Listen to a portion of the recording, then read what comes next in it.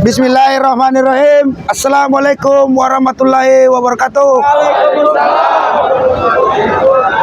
Hidup buruh, hidup buruh. Aliansi Aksi Sejuta Buruh.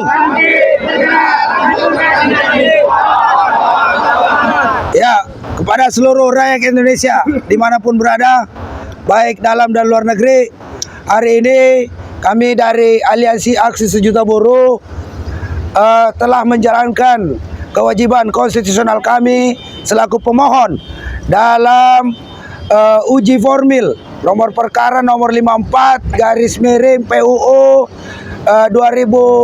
Romawi 21 2023 terhadap Undang-Undang nomor 6 tahun 2023, Undang-Undang Cilaka, Undang-Undang Cipta Kerja, yang tentu saja sampai hari ini belum terjawab bagaimana kegentingan memaksa sehingga pemerintah mengeluarkan Perpu itu yang seharusnya memperbaiki undang-undang keputusan MK, tetapi yang dilaksanakan Perpu. Ini tentu saja membingungkan, keputusan yang membingungkan kepada seluruh Indonesia, pemerhati hukum, sekaligus juga membingungkan para hakim Mahkamah Konstitusi. Jadi sekelumit saya sampaikan bahwa tadi saksi ahli yang disiapkan baik itu oleh pemerintah maupun DPR RI ternyata belum mampu menjawab pertanyaan-pertanyaan dari para pemohon, bahkan cenderung bias dan tidak jelas. Nah, maka dari itu sebagai pembuka saya persilakan Mas Arief untuk menyampaikan hal-hal yang perlu disampaikan.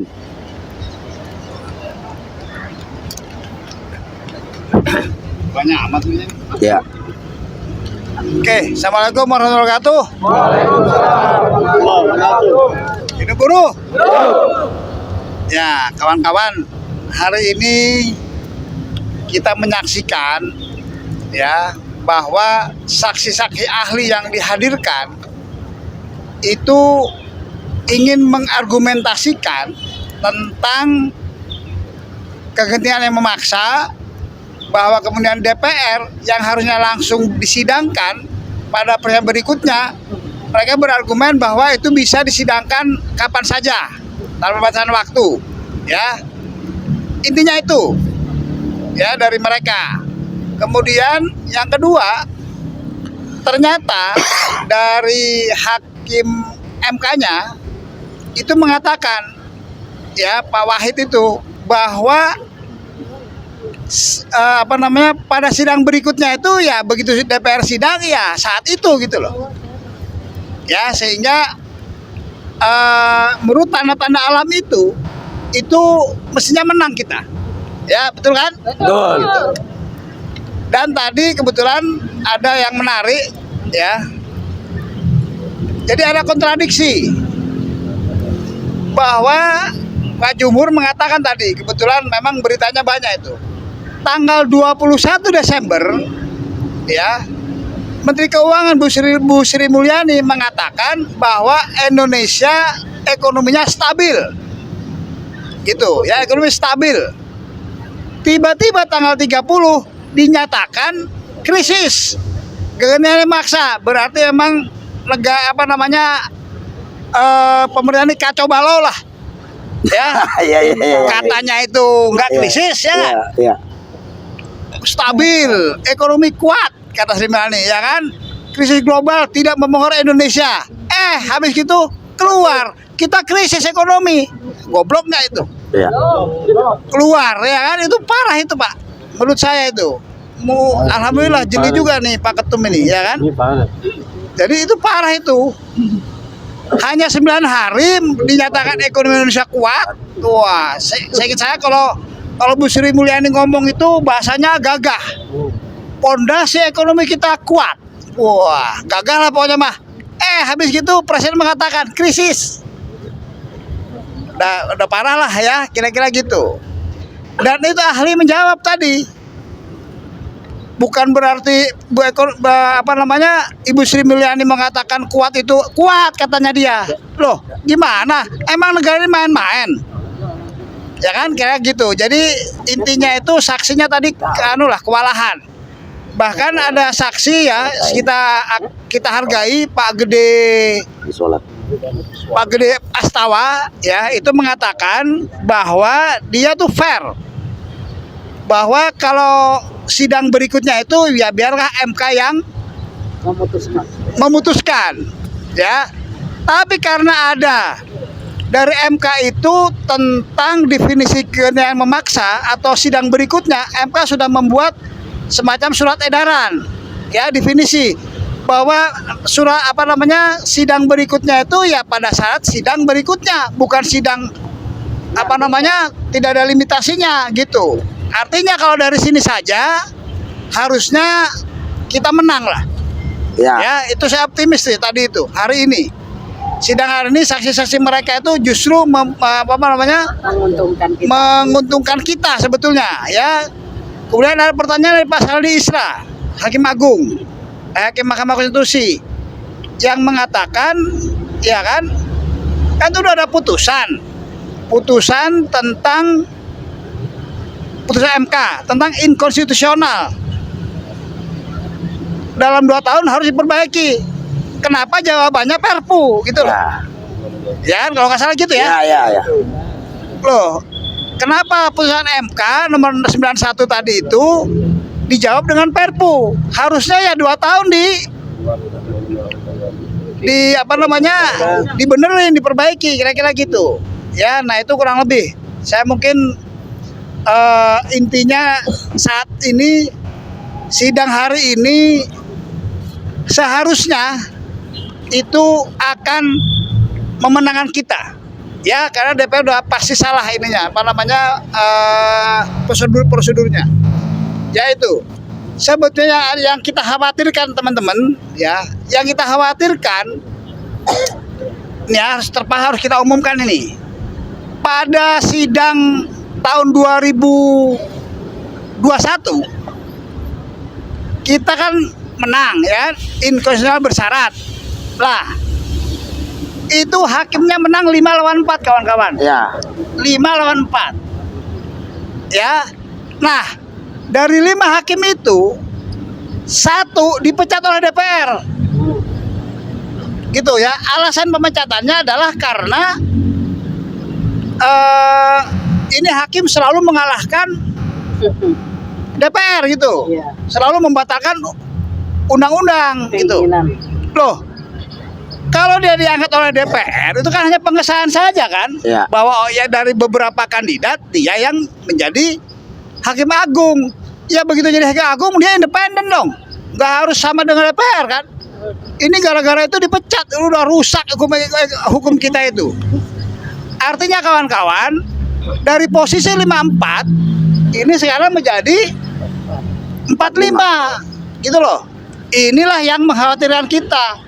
Makanya kita harus unjuk rasa, demo besar-besaran untuk mengawal sidang putusan MK. Jadi prosedurnya tanggal 15 kesimpulan harus masuk. Ya, tanggal 15 hari Jumat ya. Hari Jumat tuh kesimpulan masuk. 10. Biasanya 2 minggu setelah kesimpulan ada putusan. Memang nggak ada batasan, ini biasa saja. Artinya antara tanggal 28 atau 30 atau antara 25 sampai tanggal 30 itu akan ada keputusan MK. Nah, ini karena posisinya itu ada ketidakfairan, ada hakim yang dipecat, yang dipecat itu namanya hakim namanya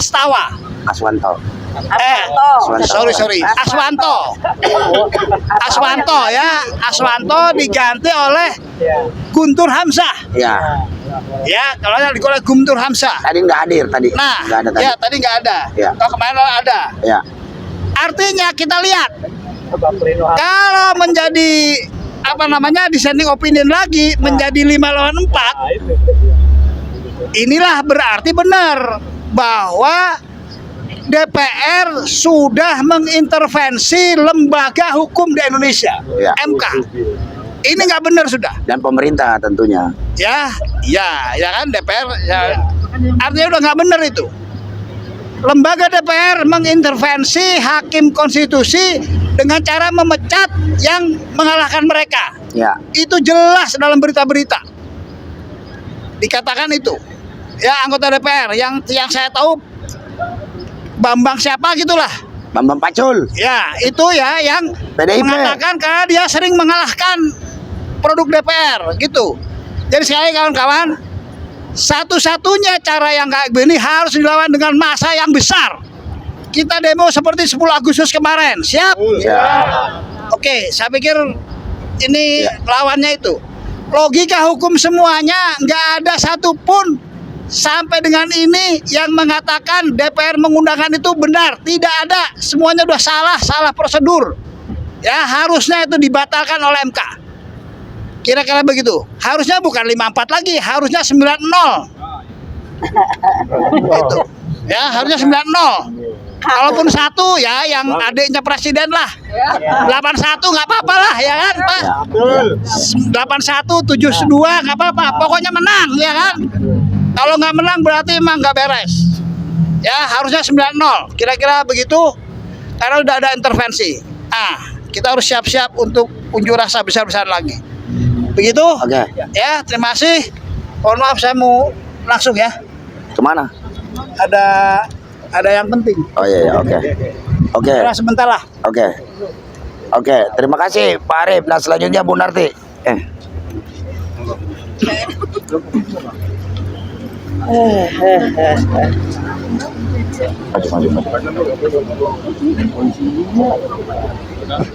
Bismillahirrahmanirrahim. Assalamualaikum warahmatullahi wabarakatuh. Waalaikumsalam warahmatullahi wabarakatuh. Hari ini sidang terakhir di MK kasus nomor 54 tentang Undang-Undang Cipta Kerja.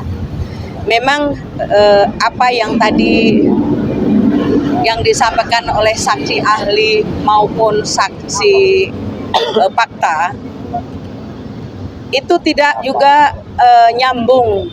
Banyak yang tidak memang mereka ketahui. Akhirnya ada jawaban yang sangat signifikan buat kita adalah mereka tidak tahu bahwa apakah sidang-sidang ini, putusan ini ada limit waktunya enggak kan gitu. Tapi di sana tidak tegas untuk menjawab. Bagaimana untuk menjawab kegentingan? Kegentingan itu harusnya dengan cepat, tepat kan gitu. Ini yang menjadi persoalan. Hari ini yang tadi disampaikan oleh Mas Arif itu betul bahwa apa yang hari ini kita ikhtiar itu ada hasil yang maksimal apabila Hakim MK betul-betul nanti membuat kesimpulan dan membuat keputusan yang betul-betul akurat untuk kepentingan rakyat Indonesia. Ini yang penting. Yang berikutnya adalah kita harus siap, harus siaga. Karena keputusan ini adalah hakim maupun siapapun hari ini adalah bukan mewakili rakyat. Teman-teman harus paham.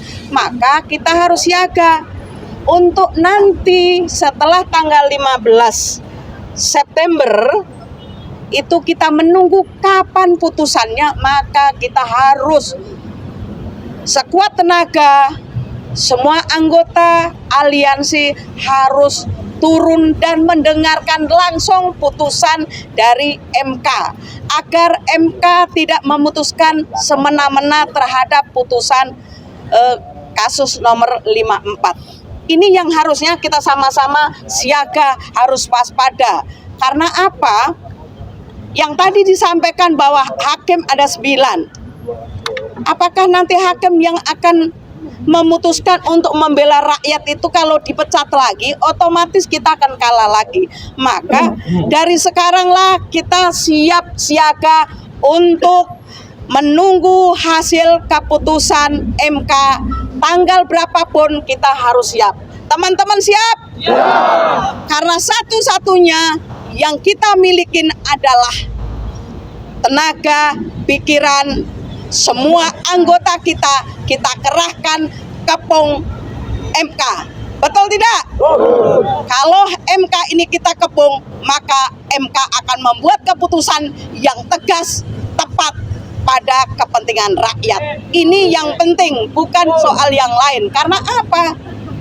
MK juga dilematis. Mereka tanpa dukungan kita, mereka tidak berani untuk memutuskan yang benar. Saya rasa itu aja, maka kesiagaan kita betul-betul kita solidkan agar di keputusan nanti kita akan kepung istana, kepung MK. Karena ini adalah lingkaran yang mereka akan menentukan. Saya rasa itu aja. Terima kasih. Aliansi Aksi Sejuta Buruh. Bangkit, bergerak, hancurkan tirani, lawan. Hidup buruh. Hidup. Terima kasih. Wassalamualaikum warahmatullahi wabarakatuh. Saya sebelum pamit, saya mau pamit dulu ya. Ya. Jangan lupa ya, kan ini bulannya upah, benar nggak? Iya. Nah, itu penting juga nih. Makanya nanti tanggal 20-an Ya. kita akan demo MK, Ya. tapi demonya di Kemnaker dulu. Upah ya, tentang upah. Setelah itu baru Kita ke sini. ke MK. Ya, siap ya. Siap. Ini penting juga ini. Terima kasih. Ya. Hati di jalan, Jen. Sorry ya. Ya, awas. Nih, saya mengurus upah sekarang. Iya, oke. Awas. Bung Rudi. Udah. Bung Rudi. Baru ini. Jangan dulu, semua ngomong, cabang banyak. 2 menit. 3 menit lah. Ini silakan ya. Perwakilan daerah nanti. Assalamualaikum warahmatullahi 3 menit. wabarakatuh. Salam. Selamat siang, salam sejahtera untuk kita semua. Ya. Masih semangat kawan-kawan? Masih. Oke, kalau masih semangat, mari kita teriakan yel-yel kita. Aliansi Aksi Sejuta Buruh. Bangkit, bergerak, hancurkan tirani, lawan. Aliansi Aksi Sejuta Buruh. Bangkit. Kelas Buruh Indonesia. Kelas Buruh Indonesia. Ya, terima kasih. Ya, kaum buruh dimanapun berada dan rakyat Indonesia, hari ini Aliansi Aksi Sejuta Buruh baru saja mengikuti persidangan dengan agenda mendengarkan keterangan saksi dan ahli dari DPR. Ada 2 saksi dan 2 ahli dari DPR. Ya,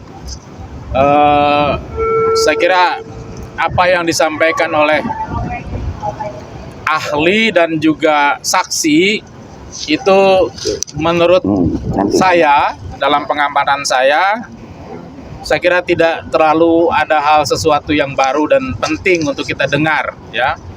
Bahkan pertanyaan-pertanyaan dari kita juga nggak dijawab secara tegas.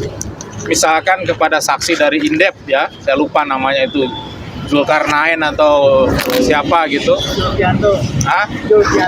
Zulpianto atau Julpianti, ya, kita nggak tahu namanya itu, saya lupa.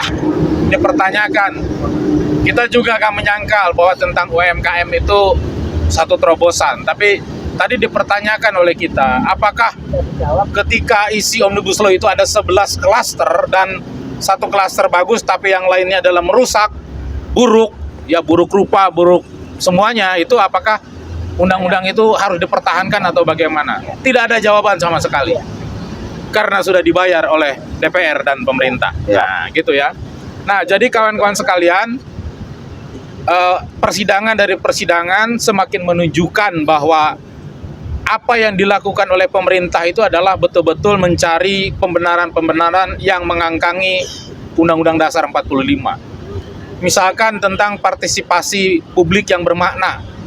RDPU yang dilakukan oleh DPR itu adalah hanya menghadirkan, tadinya penjelasan dari saksi, ya, menghadirkan para ahli hukum tata negara dan ahli hukum serta akademisi, termasuk ahli ekonomi. Dan setelah saya cek, semuanya adalah para pakar, para ahli hukum, ahli ekonomi yang selama ini setuju dengan Omnibus Law. Bahkan yang ikut merumuskan draft Omnibus Law.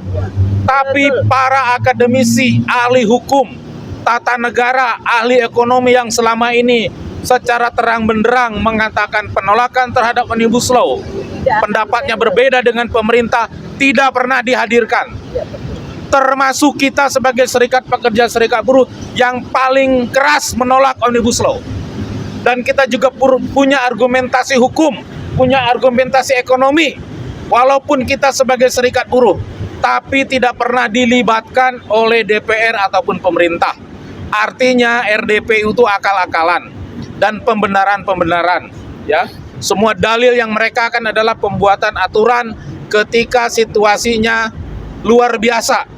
Kita juga agak menyangka kalau situasinya luar biasa, kalau benar-benar ada kegentingan, kalau benar-benar krisis ekonomi, kalau benar-benar negara ini bangkrut. Tapi ini pemerintah, Menteri Keuangan yang ngomong tempe, besok presidennya ngomong tahu. Kagak ada kejelasan, kagak ada keteguhan, kagak ada keyakinan, mencela-mencele, ya.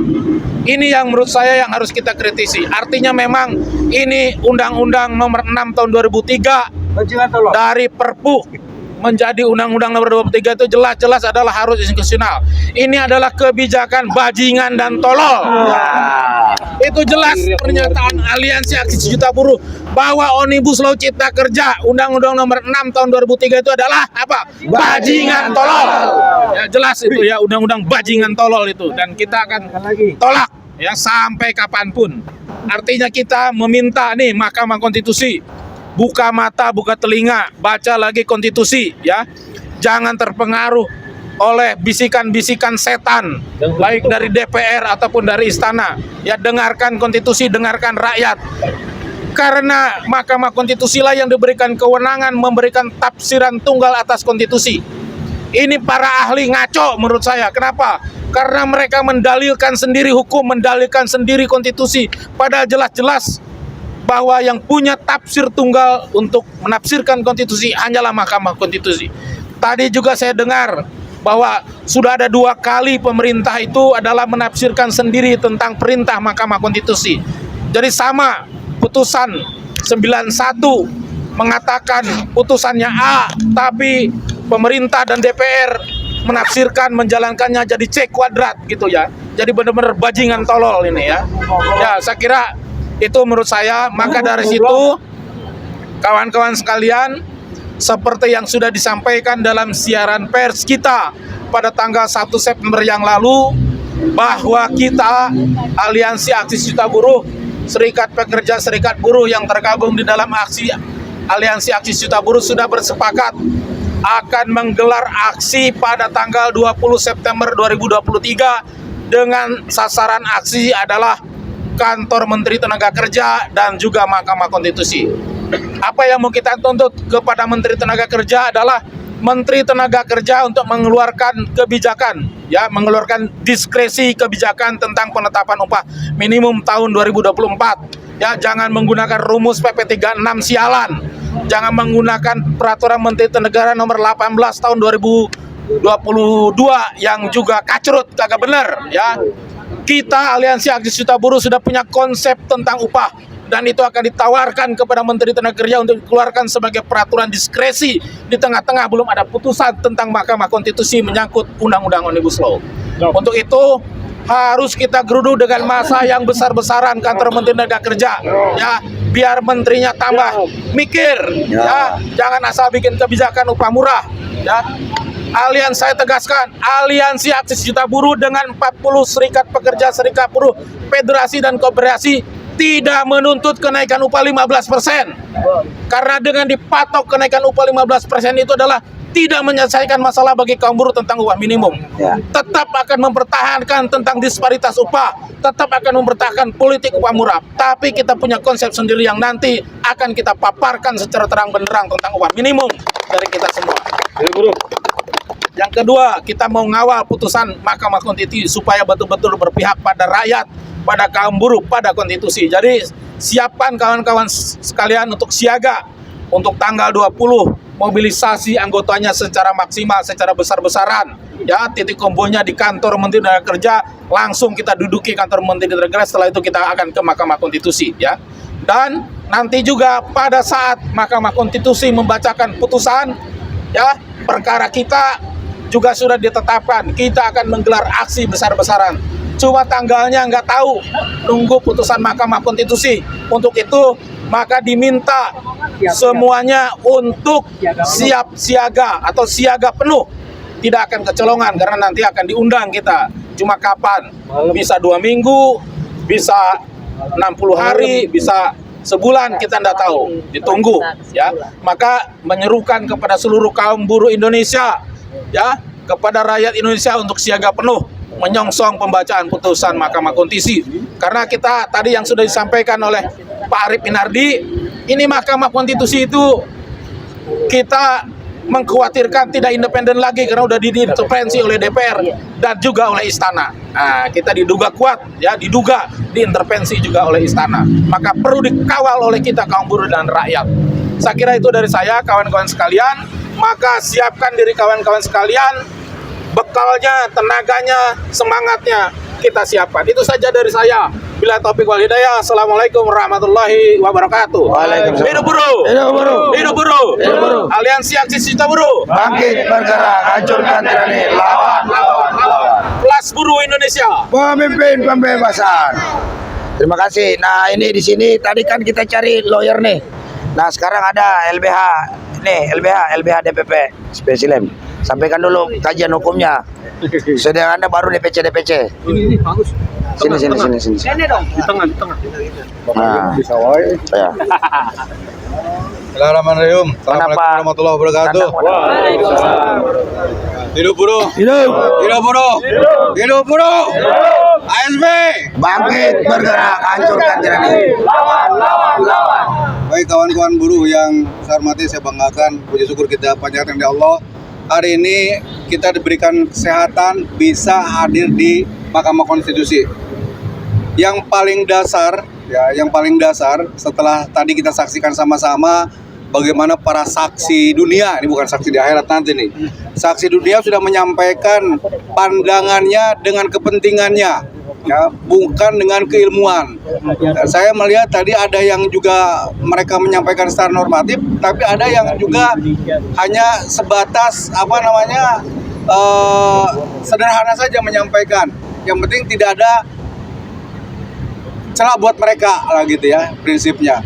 Nah, kawan-kawan, bahwa dari saksian-saksian yang sudah disampaikan hari ini ada saksi juga mendukung kepada kita. Salah satunya adalah saksi yang menyampaikan segala sesuatunya itu disampaikan kepada Mahkamah Konstitusi.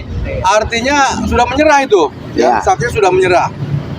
Yang kedua yang tadi ditanyakan juga bahwa kalau seandainya kondisinya sudah tidak lagi emergensi, apakah aturan itu boleh dicabut? Dia katakan bisa. Iya kan? Ya. Artinya jebakan itu sudah dapat kalau mahkamah tadi catat, itu bisa jadi masukan. Ya. Nah, ini juga saran kepada teman-teman tim pengacara yang akan menyimpulkan, itu menjadi catatan saksi di dalam kesimpulan nanti. Dibuatkan dalam kesimpulan bahwa saksi A dan B menyatakan A dan B. Ini penting sekali nih dalam masalah hukum gitu ya. Karena kesimpulan walaupun itu bukan bagian yang normatif, tapi itu menjadi bagian yang penting juga ya buat pertimbangan majelis hakim. Oleh karenanya perlu juga kita ngasih masukan kepada teman-teman yang mendampingi kita ya di tim-tim pengacara. Terakhir, bahwa perjuangan yang sudah disampaikan oleh para pimpinan buruh di ASB tentunya ini perjuangan yang tidak sederhana. Dari sejak awal sampai sekarang, kita sekarang menjadi sorotan dalam pergerakan buruh, khususnya dalam perjuangan untuk penolakan Omnibus Law. Ya, mudah-mudahan kita diberikan kekuatan oleh Allah, kesehatan ya, keberkahan dalam menjalankan tugas dan pahala langkah pada saat kita menjalankan tugas oleh Allah Subhanahu wa taala. Yang paling penting lagi tadi disampaikan, kita juga mendukung bahwa mulai bulan depan itu sudah mulai ke permasalahan upah.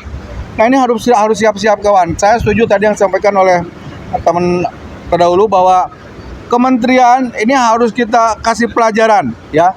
Pemerintah secara nasional masalah buruh ini menjadi tanggung jawab Menteri Ketenagakerjaan.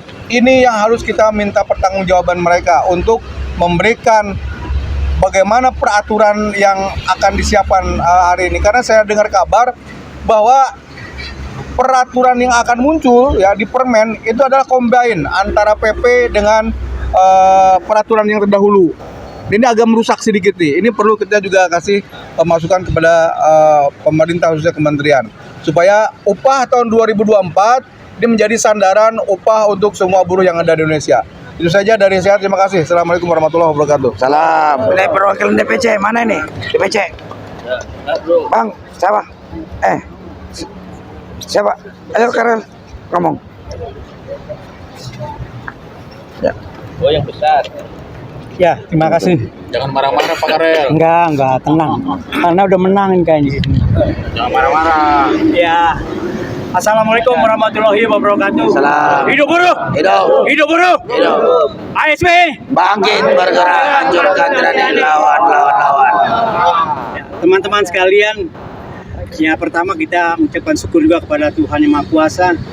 Karena sebenarnya Tuhan sudah memperlihatkan bahwa kebenaran ada di pihak buruh.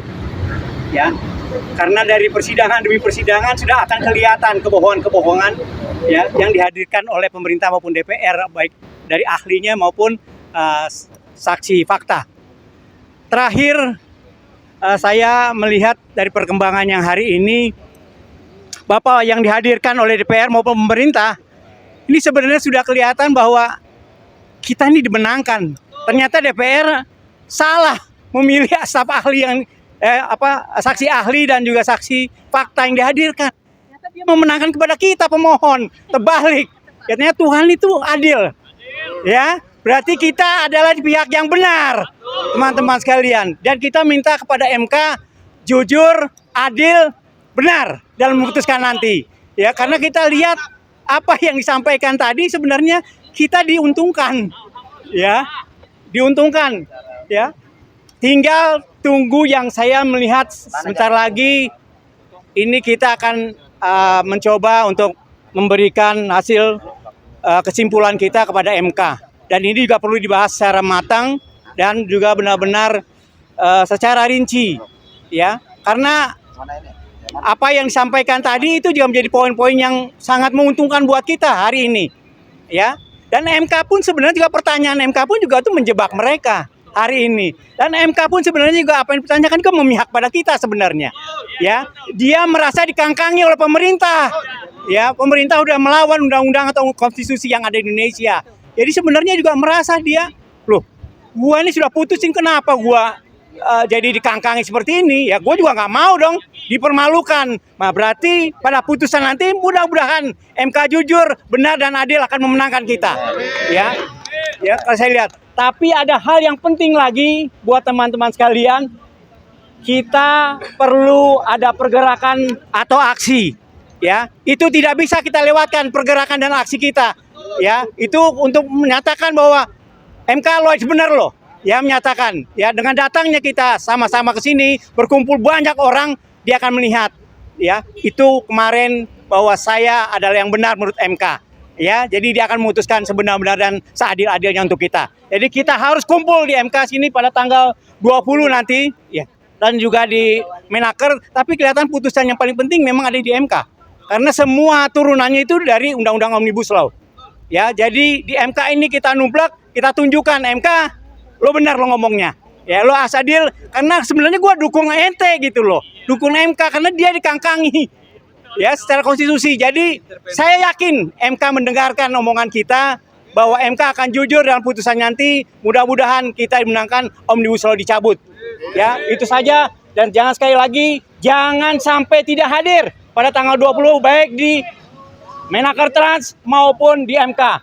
Ya, siap teman-teman sekalian. Hidup buruh! Hidup buruh! ASB bangkit, bergerak, hancurkan tyranni. Lawan. Terima kasih. Wassalamualaikum warahmatullahi wabarakatuh. Salam, mantap, Bung Karel. Nah sekarang perwakilan dari DPD DKI. Mana DPD DKI? Ayo. Mana DPD DKI? Siapa? Siapa DPD DKI? Udah. EBK. Ya. Jawa Barat, Jawa Barat. Kalau tidak DKI, Jawa Barat. Siap-siap DKI. Mana? Oh ya. Ntar dulu. Ya. Di sini. Baik, bismillahirrahmanirrahim. Assalamualaikum warahmatullahi wabarakatuh. Waalaikumsalam. Hidup buruh.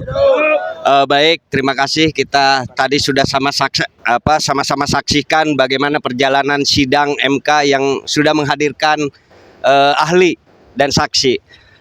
Kami sebagai buruh yang ada hari ini menyatakan sikap tetap menolak Omnibus Law terkait dengan apapun itu yang mereka sampaikan. Pokoknya MK harus membatalkan dan mencabut undang-undang Omnibus Law, itu intinya. Betul tidak kawan?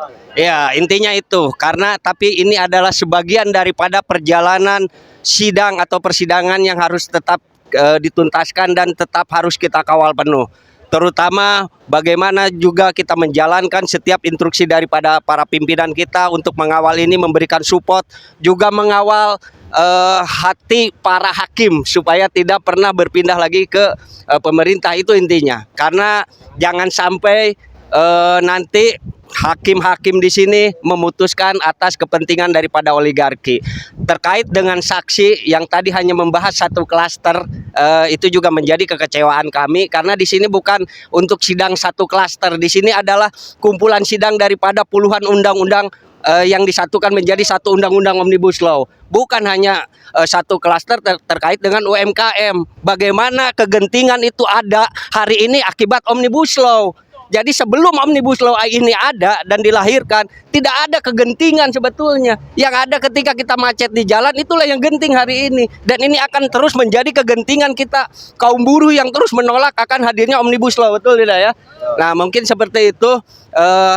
Ini adalah support dari kami, juga penolakan daripada kami terkait dengan keterangan ahli cenderung tendensius. Mereka hanya menerangkan terkait dengan bagaimana bukan dari materinya, terkait dengan perjalanan waktu.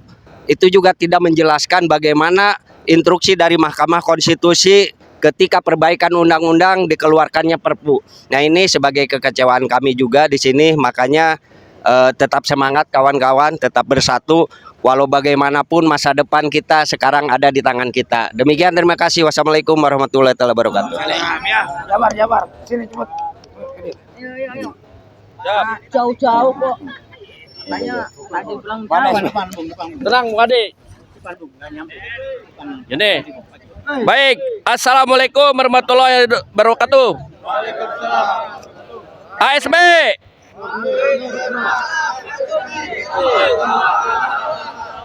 Kurang kompak. ASB. Bangkit bergerak, hancurkan lawan.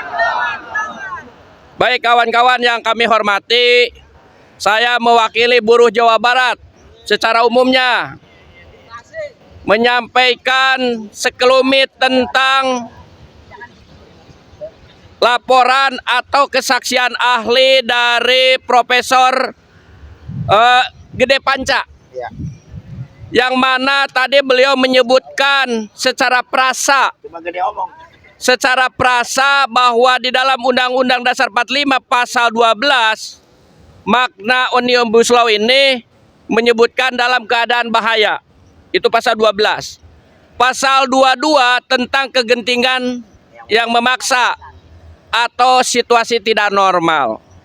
Secara kutipan undang-undang benar, tapi makna yang sesungguhnya di Republik ini tentang prasa kegentingan yang memaksa maupun keadaan bahaya belum terpenuhi unsurnya. Itu perlu diketahui. Yang kedua, mengenai kesaksian dari saksi ahli Pak Setia tentang pakar ekonomi, mengait-ngaitkan dengan situasi ekonomi yang sedang tidak baik-baik.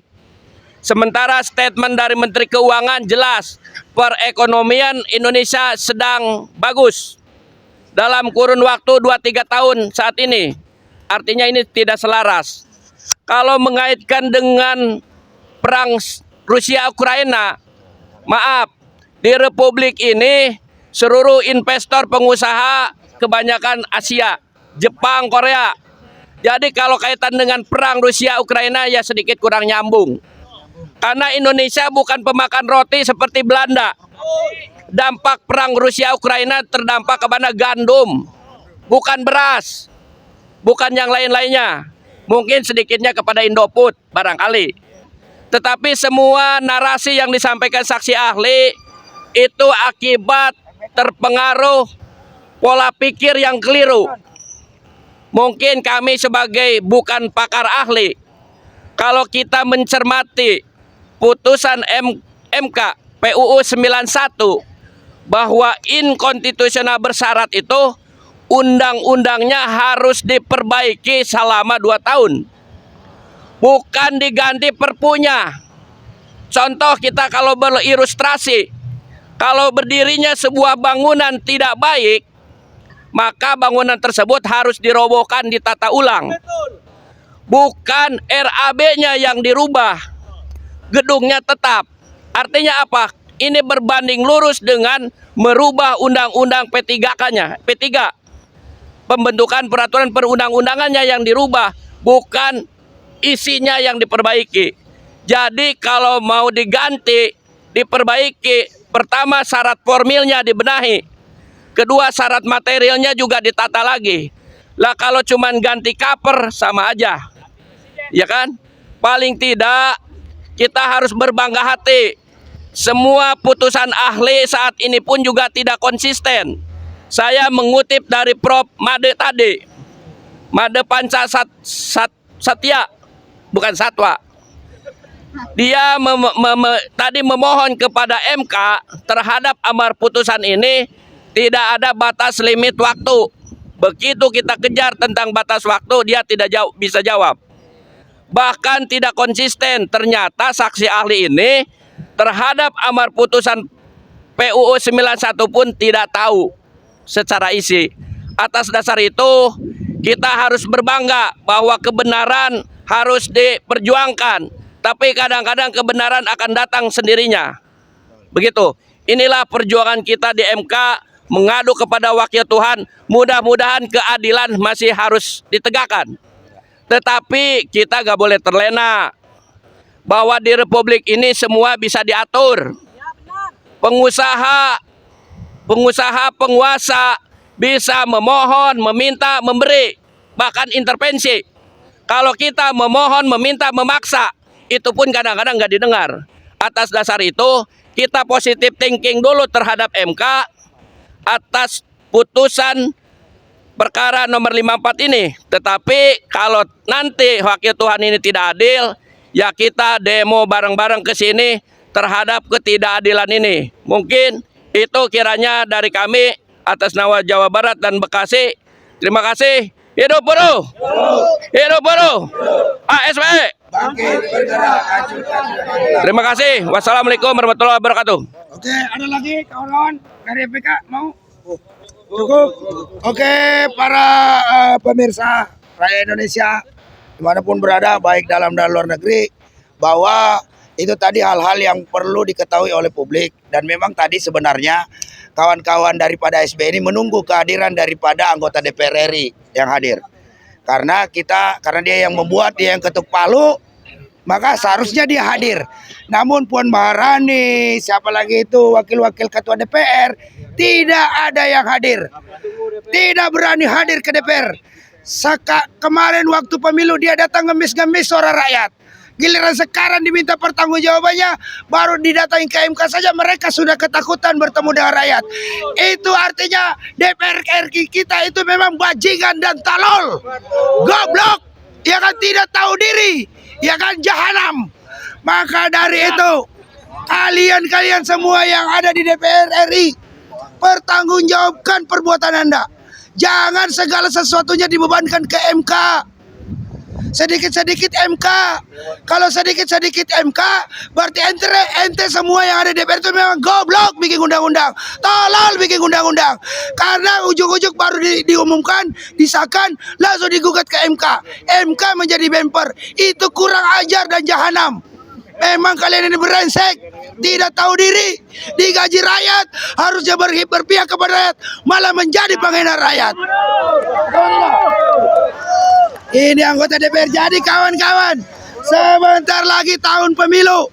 Kalian harus ingat bahwa DPR yang ada hari ini bukanlah menjadi perwakilan rakyat, tetapi pengkhianat.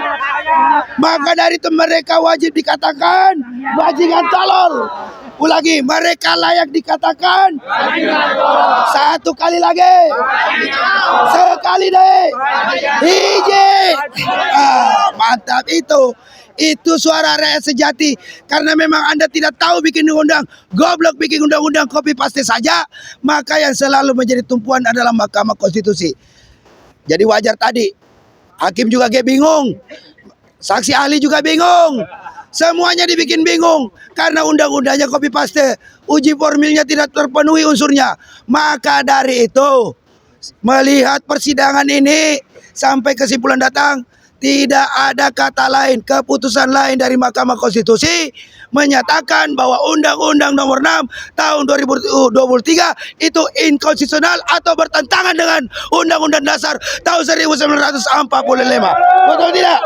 Kalau tidak, tadi Mas Arief bilang hakimnya 4 pro rakyat, 5 pro pemerintah DPR. Maka Aliansi Aksi Sejahtera Buruh akan menjadi hakim ke-10 untuk masalah ini. Biar mereka semua tobat. Turun sebanyak-banyaknya kawan-kawan. Jangan takut. Selain daripada itu, kita ingatkan juga, bukan cuma Menaker terkait masalah upah ini ya. Bukan cuma Menaker yang suka kasih keluar surat edaran, tetapi Kementerian Dalam Negeri juga suka memberikan surat edaran yang mengintervensi kepala daerah untuk tidak tetap ngotot menggunakan Undang-Undang Cipta Kerja. Maka Pak Tito Karnavian, Menteri Dalam Negeri, kita juga akan mendatangi Anda nanti kantor Anda.